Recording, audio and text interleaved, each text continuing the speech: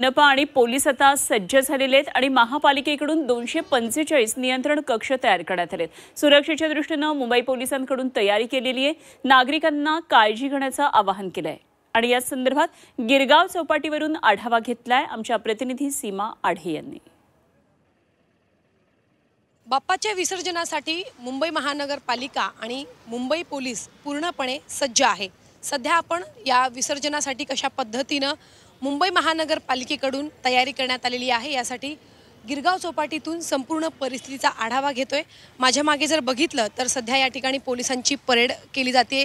त्यांना सूचना खरं तर केल्या जात आहेत की उद्या कशा पद्धतीने जेव्हा गर्दी मोठ्या संख्येने गिरगाव चौपाटी आणि विसर्जन स्थळी जेव्हा होईल त्या ठिकाणी कशा पद्धतीने बंदोबस्त असेल या संदर्भातली माहिती सध्या मुंबई पोलिसांना दिली जाते। सोबतच या संपूर्ण परिसरामध्ये आपण जर बघितलं तर मोठे स्टेज उभारण्यात आले आहेत। गणेश भक्तांच्या स्वागतासाठी एक मोठा स्टेज सध्या इथे आपण पाहू शकतो।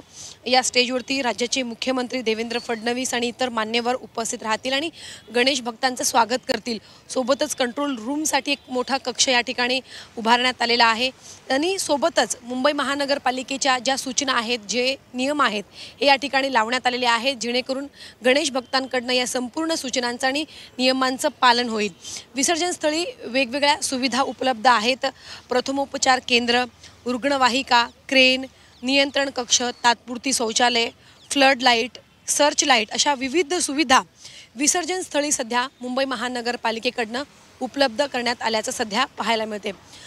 सध्या आपण या परिस्थितीचा आढावा घेतोय गिरगाव चौपाटी येथून। गिरगाव चौपाटीमध्ये मोठ्या संख्येने मंडळाचे गणपती सोबतच घरगुती गणपती या ठिकाणी विसर्जनासाठी येत असतात आणि मोठी गर्दी या संपूर्ण परिसरामध्ये होते। त्यामुळे पोलिसांचा फौजफाटा सुद्धा मोठ्या प्रमाणात उद्या तैनात करण्यात येणार आहे। सोबतच मुंबई महानगरपालिकेचे जे कर्मचारी आहेत ते सुद्धा या ठिकाणी मोठ्या संख्येने उपस्थित राहतील जेणेकरून गणेश भक्तांना आणि इथे येणाऱ्या प्रत्येक भक्ताला कोणतीही समस्या होणार नाही याची संपूर्ण काळजी जी आहे ती घेतली जाते।